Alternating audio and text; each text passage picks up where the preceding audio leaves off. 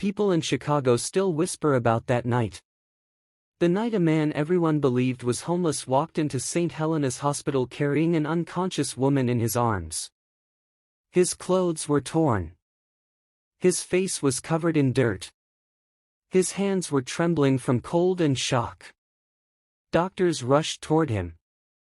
Not because of the injured woman, but because of him. One nurse gasped so loudly the hallway froze. Is that? No, it can't be. But it was. The man standing under the flickering emergency room lights. The man who looked like he had slept under bridges for years. Was Ethan Hale. A name so powerful that CEOs returned his calls within seconds. A man whose signature approved million-dollar mergers.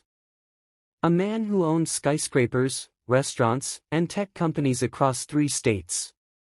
A man who should have been in a penthouse overlooking the Chicago skyline.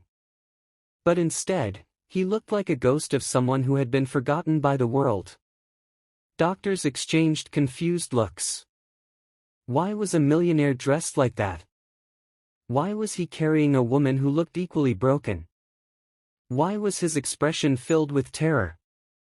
A kind of terror money cannot erase. No one had answers. But that night, the truth began to unfold. A truth Ethan had buried for 7 long years. A truth that started 2 hours earlier. On a freezing sidewalk.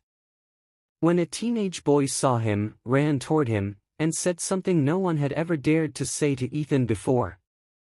Sir, I know you're not who you pretend to be. And I think you're the only one who can save my mom. Those words were a knife to the soul. Because they weren't random. They weren't innocent. They weren't confused. They were accurate.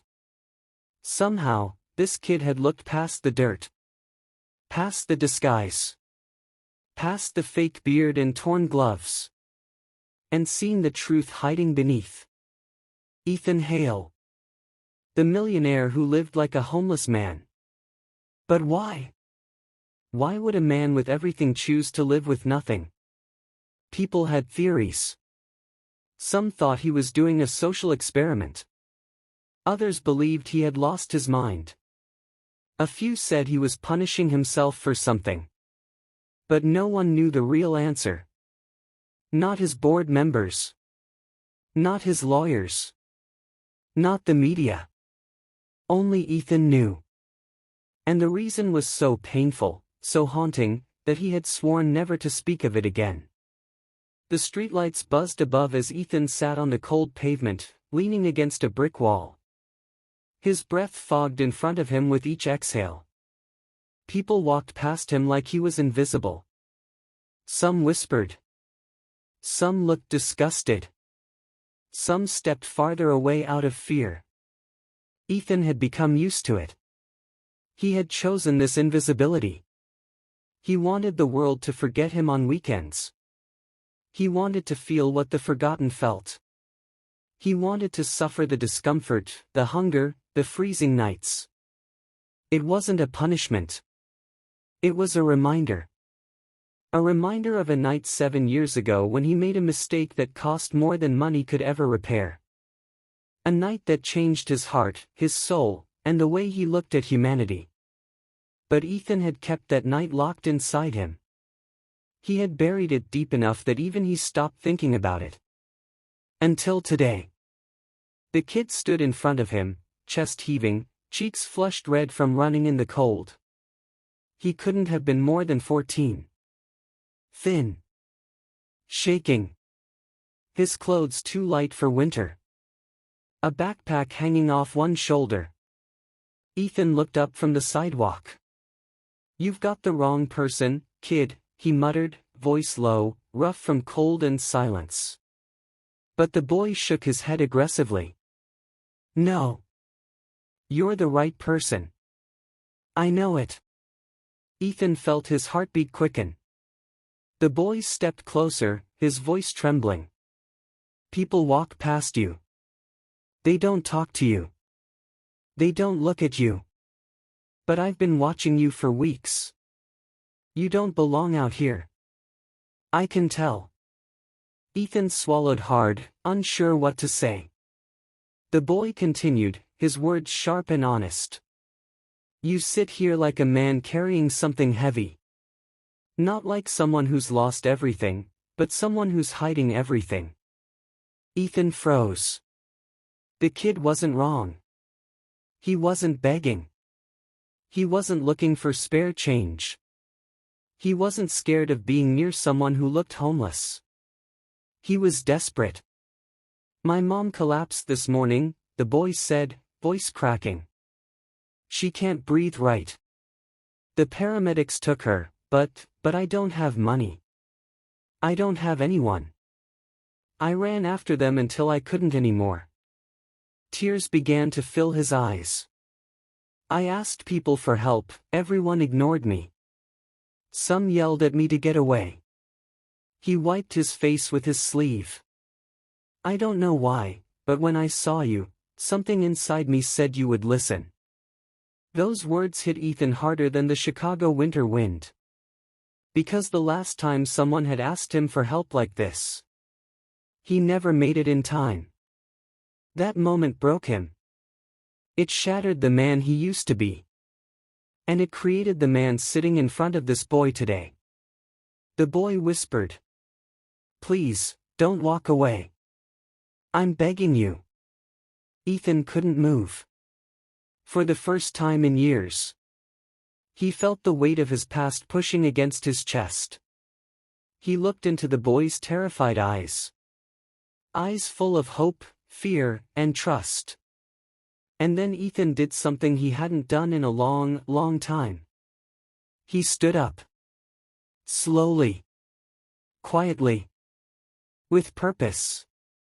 The boy looked up at him, confused. Ethan clenched his jaw, looked down the long icy street and said, "Take me to your mom." And that was the moment everything began to change. The boy, Kyle, didn't wait for an answer. He grabbed his backpack and bolted down the icy sidewalk. Ethan followed, each step uncomfortable as his worn boots scraped against the uneven pavement. He had walked these streets many weekends before, but something about this boy, this desperation, made the cold cut deeper. The city around them was alive but distant. Sirens wailed in the distance. Streetlights flickered. Trash rolled like tiny ghosts across the wet asphalt. Cars honked impatiently. And yet, none of it mattered to Ethan. His mind was elsewhere, reliving memories he had long tried to bury. As they ran, Ethan's thoughts drifted. He remembered the first night he had decided to leave his life of luxury behind for 48 hours. The cold, the hunger, the fear, he had thought he could endure it alone. But this child, this urgent need, felt like a weight he wasn't ready for. He had walked these streets as a man with nothing by choice, but Kyle's life was not a choice. Kyle had no protection, no safety net, no way out. And yet, here he was, trusting a stranger, a man disguised as homeless, to help him save his mother. Ethan's chest tightened. The guilt he carried for years pressed against him like the cold wind. It reminded him of the night he could never forgive himself for. After several blocks, Kyle stopped in front of a dilapidated apartment building. The paint was peeling. Graffiti covered the walls. The stairs creaked under their weight. "This is it," Kyle whispered. "This is where she was taken from." Inside, the hallway smelled of damp, dust, and decay. Ethan's heart ached. He had grown up in penthouses, surrounded by luxury, comfort, and control, yet this tiny, run-down apartment felt heavier than any boardroom he had ever entered. Kyle led him up the stairs two at a time. Ethan followed more slowly, each step a reminder of how much of the city he had only ever observed from above. When they reached the door, Kyle paused. "She's in the hospital now," he said, voice trembling. "But I don't know if she'll make it." Ethan nodded, swallowing hard. His jaw tightened. He had been here before, in moments where he had failed. He would not fail again. Before leaving the apartment, Kyle looked at Ethan and asked softly, "Why do you sit on the streets? You're not homeless. You have everything." Ethan froze. His disguise, his secret life, had always been hidden from the world. No one had ever asked him this question, not in 7 years. The truth was heavier than he could speak. The guilt, the punishment, the memory of that night, it all came rushing back. He had made mistakes that night. Mistakes that had hurt people. Mistakes that no money could fix. And now, here was Kyle, innocent, looking at him with trust and hope, expecting him to act. Ethan swallowed, and for the first time, he felt the full weight of his life choices pressing down. He had been running from his past, hiding in plain sight, punishing himself every weekend. But now, he couldn't run. Not with Kyle depending on him. Not with a life hanging in the balance. Kyle dashed to the street. Cars sped past, oblivious. He waved frantically. A black car screeched to a stop. Ethan hesitated for a moment. He wasn't supposed to have such an easy escape. But then he saw the driver, a man he recognized, a loyal employee who had been trained to follow his instructions without question. Ethan slid into the back seat. Kyle climbed in beside him. The city lights blurred past the windows as they drove through Chicago's streets. Kyle's hands shook as he clutched his backpack.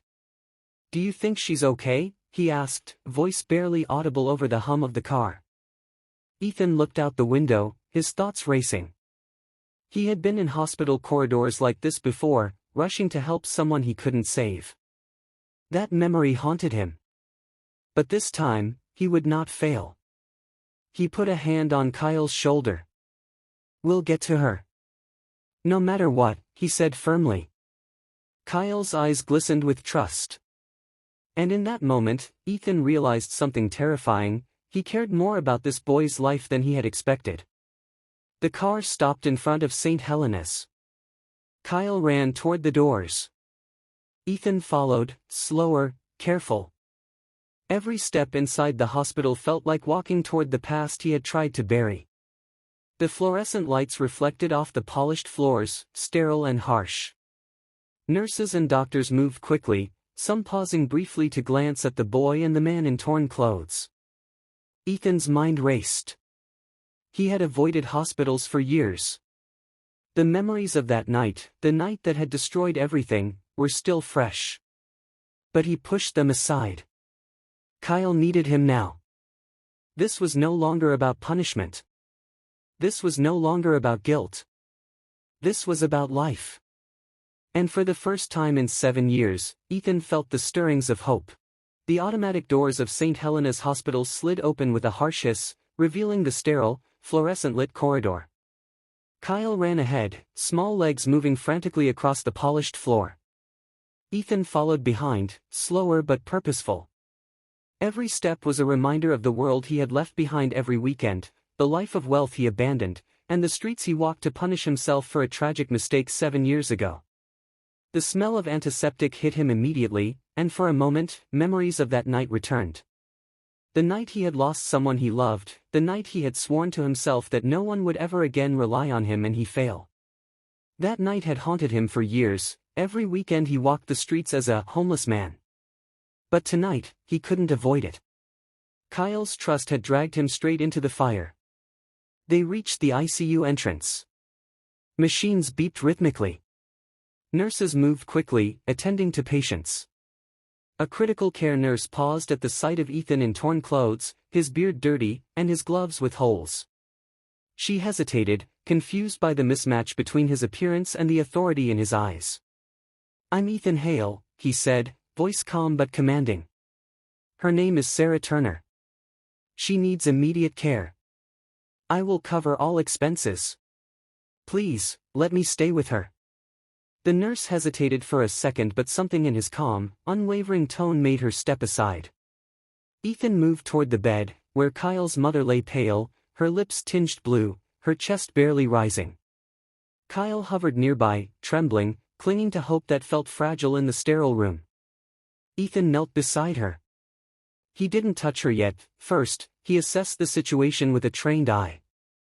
He knew some care techniques from personal experience and emergency classes he had taken during his youth. But the urgency of the moment wasn't about expertise, it was about presence, hope, and determination.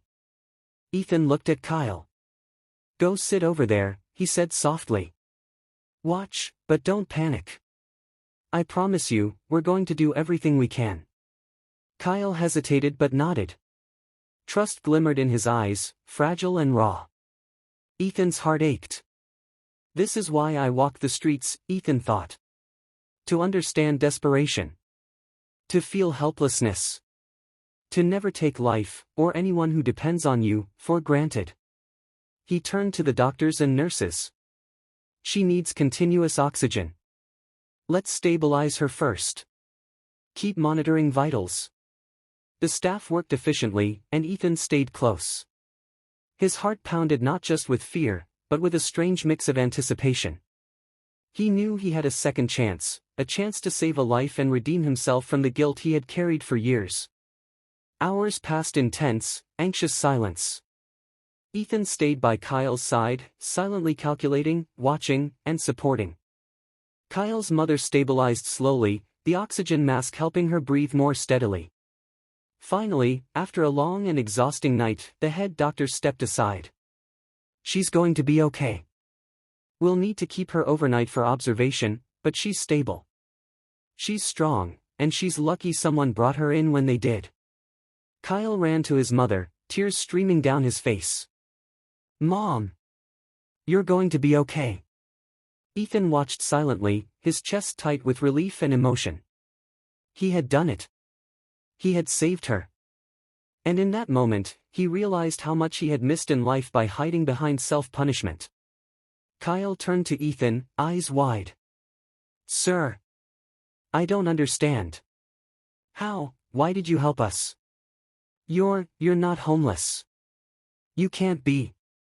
Ethan took a deep breath. He knelt to be at Kyle's level. The weight of 7 years of secrets lifted slightly from his shoulders. "I'm not homeless," he said softly.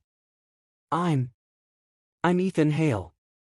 I own companies, I've made millions, but I've spent years walking the streets because I wanted to understand what it feels like to be invisible, to be desperate, to see the world through the eyes of people who struggle every day." Kyle's jaw dropped. You're a millionaire? But, why?" Ethan smiled faintly. "Because sometimes, money isn't the answer. Empathy is. Compassion is. I've lived through my own pain and guilt. I've seen how easy it is to walk past suffering. I didn't want to be that man anymore. And tonight, helping you, I finally feel like I made the right choice." Kyle's mother, still weak but awake, opened her eyes. "Ethan, you saved her," she whispered. Ethan nodded. "Yes. She's going to be okay." Over the next few days, Ethan stayed close. He made sure Kyle and his mother had what they needed. Not just money, though he quietly arranged for her medical bills to be fully covered, but hope, stability, and guidance. When the media got wind of a mysterious man saving a life in Chicago, Ethan refused interviews. He didn't need recognition. The satisfaction of seeing Kyle's family safe was enough. Kyle looked at Ethan one morning and asked, "Are you really going to go back to the streets?" Ethan smiled warmly. "I will. But now, I know that even when I'm invisible, I can make a difference. And maybe, just maybe, I'll use my resources too. Not for show, but for real impact." As they left the hospital, Kyle's mother holding his hand, Ethan felt a peace he hadn't known in 7 years. He was no longer hiding from life. He was no longer punishing himself. He was living fully, helping others, understanding humanity, and finally forgiving himself. And the boy, the one who had unknowingly unlocked his heart, whispered, "Thank you, for everything." Ethan nodded. For the first time in years, he smiled genuinely. The millionaire who once walked the streets in silence had found redemption, hope, and purpose. And now, the world, in all its chaos, had a little more light.